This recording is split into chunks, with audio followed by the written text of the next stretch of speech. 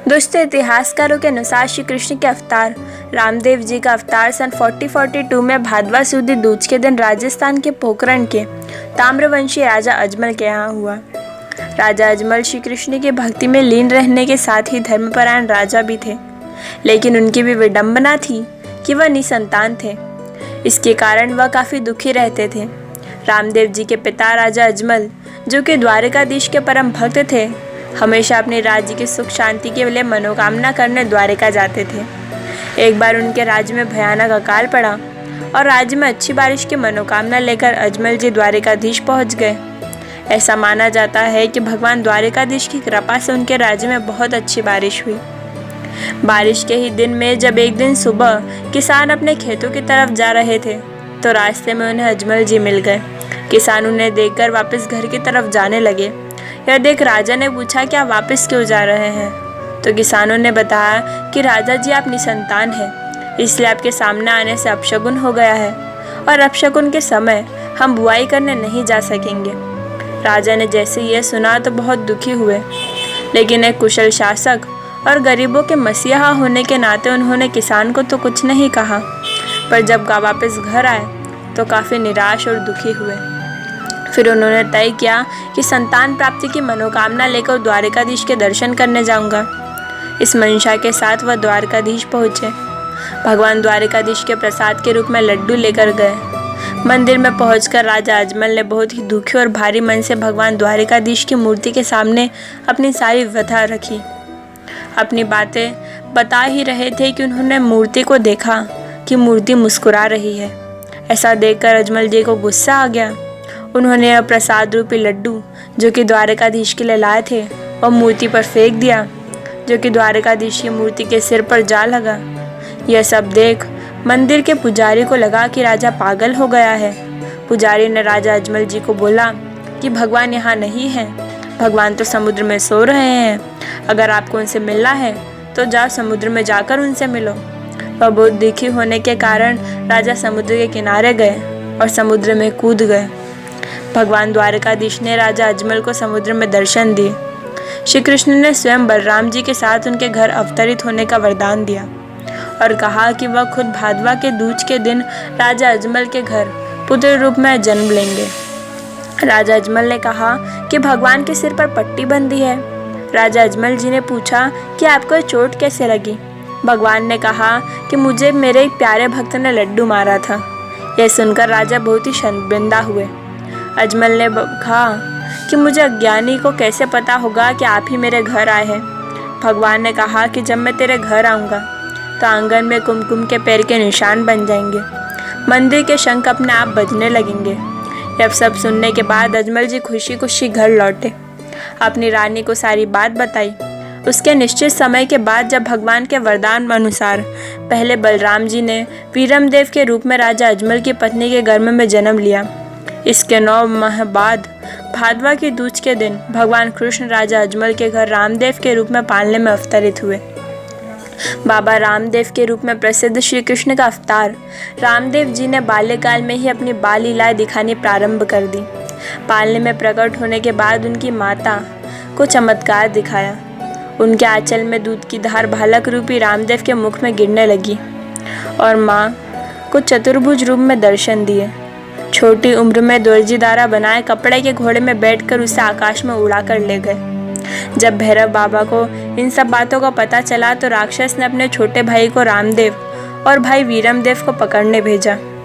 जब भगवान रामदेव ने घोड़े पर सवार होकर राक्षस को भाले से मारा तो राक्षस के मरने के बाद उनके राज्य की जनता पर भैरव राक्षस ने अत्याचार कर प्रारंभ कर दिया। राजा रामदेव ने भैरव राक्षस का वध कर राज्य की प्रजा को अत्याचार से मुक्त कराया। एक दिन जब रामदेव जी कहीं जा रहे थे तो रास्ते में व्यापारी लाखा बेचारा बैलगाड़ियों में मिश्री भरकर पोखरण की ओर ले जा रहा था। तभी रास्ते में घोड़े पर आ रहे रामदेव जी उनसे भेंट हुई। उन्होंने पूछा कि गाड़ी में क्या है? तब लखाने ने कहा, महाराज नमक भरा है। तो रामदेव जी ने कहा, जैसी तेरी भावना। यह कहते ही गाड़ी की सारी मिश्री नमक बन गई। तब लाखा बंजारा को अपने झूठ पर पश्चाताप हुआ। उसने तुरंत भगवान रूपी रामदेव जी से माफ़ी मांगी। तब उन्होंने नमक को मिश्री में बदल दिया। इसके अलावा रामदेव जी के ढेरों ऐसे किस्से हैं, ऐसे चमत्कार हैं जिनके बारे में पता चलना और बताना एक वीडियो में संभव ही नहीं है। कहते हैं कि भगवान रामदेव कलयुग के अवतारी थे। शेष सैया पर विराजमान महाशक्ति विष्णु का अवतार भगवान कृष्ण ने कलयुग में अवतार भगवान रामदेव के रूप में लिया था। उन्होंने कोढ़ियों को ठीक किया, लंगड़े को चलाया, अंधे को आंखें दी। कहते हैं कि बाद में उन्होंने पोखरण राज अपनी बहन लांछाबाई को दहेज में दिया और उनाचा के राजा बने। उनके दरबार में अर्जी लगाने वाले लाखों लोग अब भी ठीक होते हैं। रामदेव जी की परीक्षा लेने मक्का के पीर भी आए थे। जब उन्होंने परीक्षा के बाद वापस जाने के लिए आज्ञा मांगी तो रामदेव जी ने कहा कि अब आप वापस नहीं जाओगे और मेरे साथ ही रहोगे, क्योंकि पीरों को बाबा कहा जाता है। फिर रामदेव तो पीरों के पीर थे, इसलिए उन्हें भी बाबा कहकर पुकारते हैं। ऐसा माना जाता है कि बाबा रामदेव जी ने 4042 को भादवा सूदी के दिन रूनीचा गांव के राम सरोवर पर सब रूनीचा वाचियों के सामने समाधि ली थी। समाधि लेने से पहले रामदेव जी ने सभी को कहा कि हर महीने की शुक्ल पक्ष के दूज के दिन पूजा पाठ, भजन कीर्तन और रात्रि जागरण करना। साल में एक बार मेरे जन्मोत्सव के उपलक्ष्य में तथा समाधि होने की याद में मेरे समाधि स्थल पर मेले का आयोजन करना। रामदेव जी ने कहा था कि मेरी पूजा पाठ में ना कोई अंतर रखना, ना किसी तरह का भेदभाव रखना। उन्होंने ये कहते हुए समाधि ली और कहा कि मैं सदैव अपने भक्तों के साथ रहूँगा। रामदेव जी की समाधि लेते ही पूरी प्रजा में बेचैनी बढ़ गई और शोक संचार हो गया। चारों ओर हाहाकार मच गया और कुछ लोगों ने उन्हें बचाने के लिए समाधि को खोद डाला। समाधि खोदते ही वह सभी हैरान हो गए, क्योंकि उन्हें रामदेव के शरीर की जगह फूल मिले। पूरी प्रजा ने पूरे मन से उन्हें श्रद्धा सुमन अर्पित किए और तभी से हर वर्ष उनकी समाधि पर हजारों लोग आते हैं। बाबा को पीरों का पीर कहा जाता है। हिंदू, मुसलमान, सिख, ईसाई, पंजाबी सभी लोगों के धर्म के लोग उनके दर्शन के लिए आते हैं। यही कारण है कि बाबा के दर्शन की अभिलाषा में पाकिस्तानी भी अपने आप को रोक नहीं पाते और दर्शन करने के लिए रामदेव आते हैं।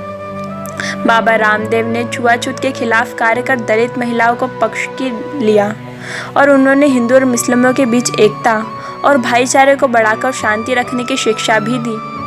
बाबा रामदेव पोखरण के शासक भी रहे, लेकिन उन्होंने राजा बनकर नहीं, अपितु जनसेवक बनकर गरीबों, दलितों, असाध्य, रोगग्रस्त रोगियों एवं जरूरतमंद की सेवा की। बाबा रामदेव जन्म से क्षत्रिय थे, लेकिन उन्होंने डालीबाई नामक एक दलित कन्या को अपने घर बहन बेटी की तरह रखकर पालन पोषण कर समाज को संदेश दिया कि कोई छोटा या कोई बड़ा नहीं होता। रामदेव बाबा को डालीबाई एक पेड़ के नीचे मिली थी। यह पेड़ मंदिर से 3 किलोमीटर दूर हाईवे के पास बताया गया है। दोस्तों, आप जब भी राजस्थान जाए तो रामदेव मंदिर ज़रूर जाए। धन्यवाद।